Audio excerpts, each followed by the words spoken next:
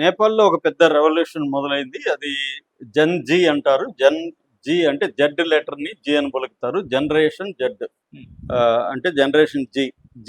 జెన్ G అని పలుకుతారు. దీన్ని జెన్ జీ రెవల్యూషన్ అని కూడా అంటున్నారు.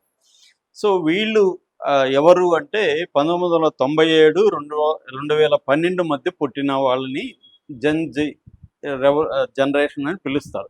అంతకుముందు మిలీనియా జనరేషన్ అనేవాళ్ళు. వీళ్ళు జెన్‌జీ జనరేషన్. సో, వీళ్ళు వేలాది మంది పార్లమెంట్ మీదకి దాడికి వెళ్ళడం, అనేక నగరాల్లో వీళ్ళు కాట్మండ్ కావచ్చు, తర్వాత ఇటాహీ కావచ్చు, పోఖ్రాన్ కావచ్చు, ఈ నగరాలంతా కూడా వేలాది మంది వీధులను ముట్టడించడం, గవర్నమెంట్ ఆఫీసులను ముట్టడించడం.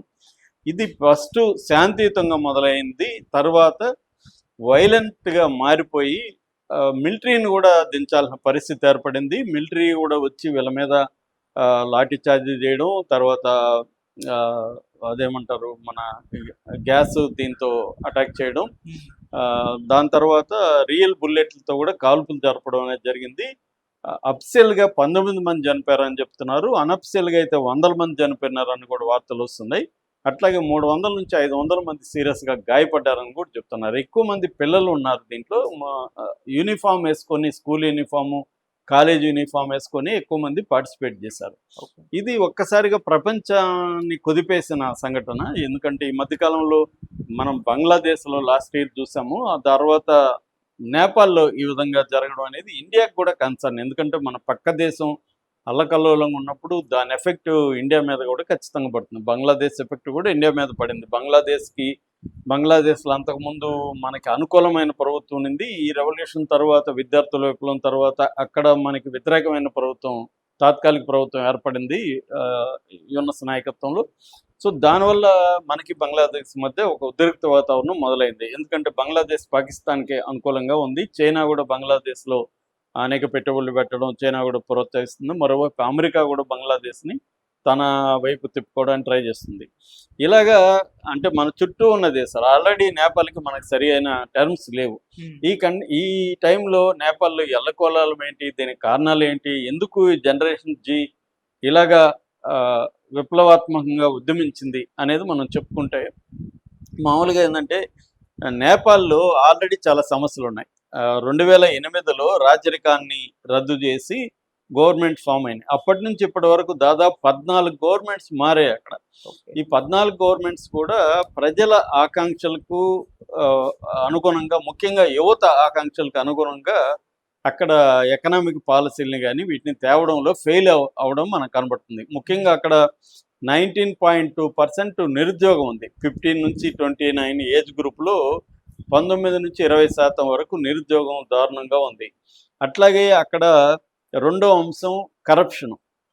2017లో ఎయిర్ బస్ కొనుగోలులో దాదాపు $10 మిలియన్ కరప్షన్ జరిగిందనేది అప్పట్లో సంచలనంగా మారింది. దాని తర్వాత మూడవది నెపో బేబీస్ అని పేరు పెట్టారు. నెపో బేబీస్ అంటే రాజకీయాల్లో యాక్టివ్గా ఉన్న, గవర్నమెంట్లో ఉన్న నాయకుల పిల్లలే అన్ని ఉద్యోగాల్లో కూడా వాళ్ళకే ఇంపార్టెన్స్ ఇవ్వడం, వాళ్ళే రావడం జరుగుతుంది. దీన్ని nepotism, nepo babies, nepo kids అని కూడా పిలుస్తున్నారు. ఇది కూడా యూత్లో ఒక అసంతృప్తికి, ఆందోళనకి కారణమైంది. నాలుగోది చైనా పెట్టుబడులు, అమెరికా పెట్టుబడులు ఈ మధ్యకాలంలో నేపాల్లో పెరిగాయి. ముఖ్యంగా మిలీనియం ఛాలెంజ్ కార్పొరేషన్ లక్షల కోట్లు అక్కడ ఖర్చు పెడుతూ ఇన్వెస్ట్ చేస్తుంది. అట్లాగే international finance corporation, British international investment, వీళ్ళంతా కూడా $multi-million ఇన్వెస్ట్మెంట్లు అక్కడ చేయడం. అమెరికా కూడా తన పెట్టుబడులను అక్కడ పెంచడానికి ట్రై చేస్తుంటే, ఈలోక అక్కడ కోయలేషన్ గవర్నమెంట్ ఉంది. కేపీ శర్మా ఓలీ ప్రధానమంత్రి. ఆయన ఆధ్వర్యంలో అమెరికన్ కంపెనీలకి కొన్ని పర్మిషన్లు ఇవ్వకపోవడం, కొన్ని వాటిని వ్యతిరేకించడం అనేది చేశాడు. సో అమెరికా కూడా ఈ ప్రధానమంత్రి మీద కొంత అసంతృప్తి కావచ్చు, కోపం కావచ్చు ఉంది. ఇది నేపథ్యం అన్నమాట. ఈ నేపథ్యంలో ఏమైందంటే, మొన్న 4 రోజుల ముందు ఈ ప్రభుత్వం 26 సోషల్ మీడియా ప్లాట్ఫామ్ని బ్యాన్ చేసింది.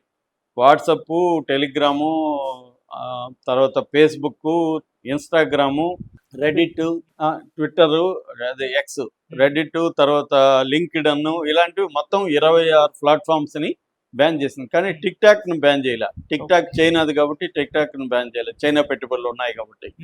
సో ఈ 26 బ్యాన్ చేయడానికి కారణం ఏంటి? గవర్నమెంట్ ఏం చెప్తుందంటే సైబర్ క్రైమ్ పెరిగిపోయింది, అట్లాగే ఆన్లైన్ ఫ్రాడ్స్ పెరిగిపోయినాయి, తర్వాత ఫేక్ న్యూస్ పెరిగిపోయింది. అంటే గవర్నమెంట్ మీద రకరకాల అభూత కల్పనలు, అబద్ధాలు ప్రచారం చేస్తున్నారు ప్రతిపక్షాలు కావచ్చు, కొన్ని ఎలిమెంట్స్ కావచ్చు అని చెప్పి సడన్గా 26 వాటిని బ్యాన్ చేశారు.